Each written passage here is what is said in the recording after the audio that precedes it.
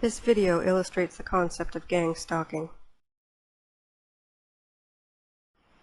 Gang stalking is also known as vigilante stalking or cause stalking, and it involves using several different individuals and vehicles to give a person the message that they are being stalked, yet not give them the ability to identify a single perpetrator. I've just bought a video camera, and this is the first time that I've taken it out. Instead of driving away as I normally would, I sit and play with the zoom on the camera. I hadn't realized the cyclist was sitting at the corner. I actually discovered him after I zoomed in on him. So I decided to sit and keep filming. This is something the stalkers didn't expect me to do. Notice the hand movements here. The guy lifts up his hands, points at the car that's approaching. His hands go back down again, and then he leans towards the car. Also, notice that the white car is missing a hubcap. This is important because the car will be coming back.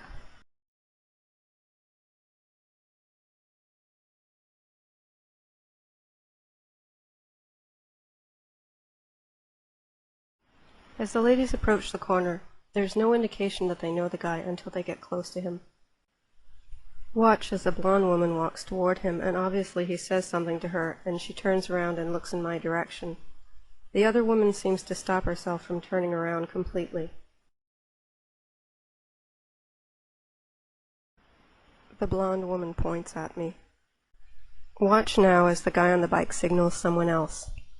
He looks at his wrist as though looking at the time, then turns his palms upward as if to say, "I don't know what's going on." This is just before a cyclist and a car come by.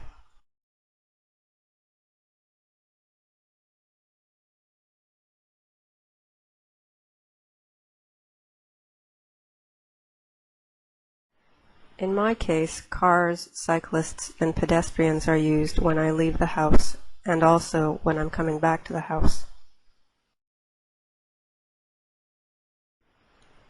The blonde lady appears to say something to the guy, and he continues watching me after she leaves.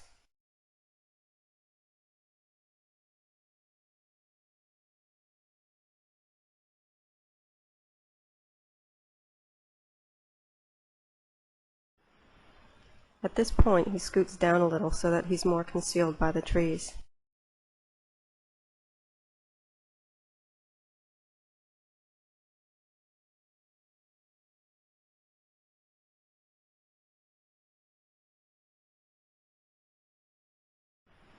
This gives the viewer a reminder of how far away the cyclist actually is. There is absolutely no way that he can see that I have a video camera. In fact, if he knew I had a video camera, he wouldn't be sitting there. The only thing he can see is that I'm not driving away. Here comes the white car again, back in the opposite direction. There's no exit in that direction. In order to leave the neighborhood, he has to come back the other way again.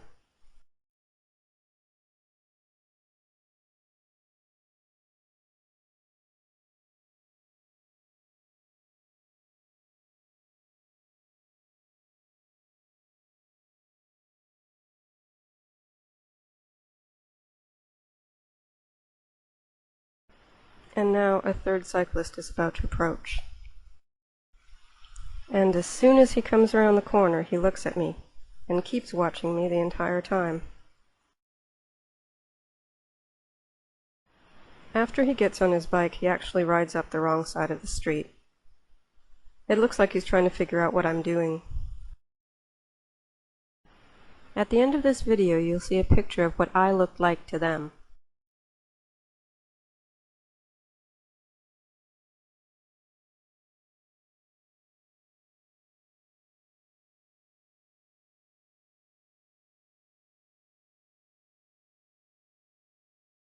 And now a fourth cyclist is about to approach.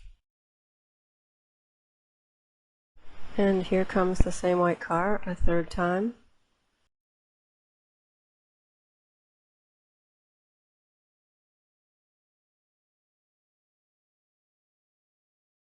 The primary characteristic of cause stalking is that it is done by large groups of people.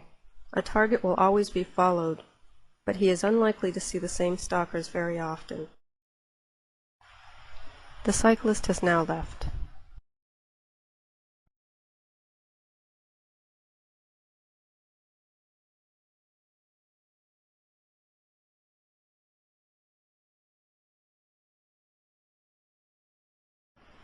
Two more cars are about to approach. That's 7 cars, 4 cyclists, and 3 pedestrians, not including the kids, on a Tuesday afternoon, within a 5-minute period. This is a picture of my car taken from where the cyclist was sitting. It's very obvious from this perspective that there's no way he could have seen that I was filming.